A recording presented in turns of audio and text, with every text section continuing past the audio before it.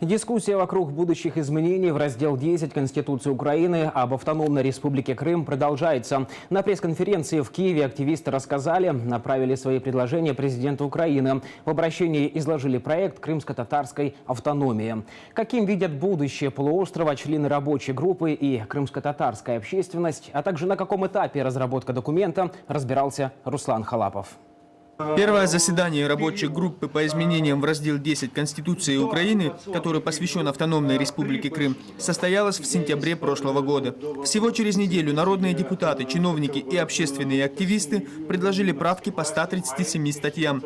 Нетронутыми оставили лишь 2 из них. Работа длится по сей день. Наша задача не просто изложить так, как нам представляется возможным, но найти такое отражение в самом главном документе страны, в Конституции, чтобы вот эти формулировки были максимально выверенными, четкими и, самое главное, взаимосогласованными со всеми иными статьями действующей Конституции. Тем временем несколько активистов имеют видение, которое отличается от позиции рабочей группы. Они высказали ее в открытом обращении президенту Украины. Это вопрос названия предполагаемой автономии, статус полуострова и представительства крымских татар в украинских органах власти в Крыму. Например, активисты одной из инициативных групп предлагают создать национально-территориальную автономию и двухпалатный парламент. Мы предлагаем назвать его Курултай, верхнюю палату Меджлис, которая формируется именно крымско-татарским сообществом и членами семей, которые могут быть не крымскими татарами. И вторая палата – это палата представителей, которая формируется на общем крымском округе.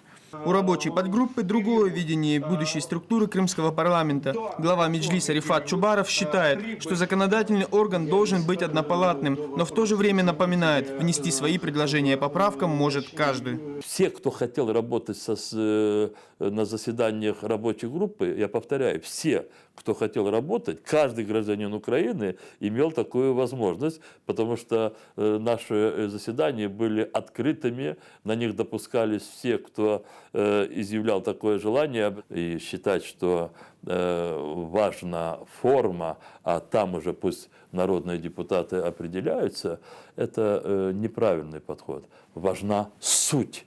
Самое главное, чтобы то, что мы предлагаем, чтобы оно максимально соответствовало бы задаче восстановления прав крымско-татарского народа, как коренного народа Крыма. Рифат Чубаров говорит, изменения в Конституции по вопросу Крыма должны укрепить суверенитет Украины над полуостровом, но делать окончательные выводы об итогах проекта о будущем статусе Крыма еще рано. Рабочая группа продолжает разрабатывать документ. Впереди его обсуждение в Конституционной комиссии и голосование в Верховной Раде. Руслан Халапов, Алексей Трушин, Новости ЮА Крым.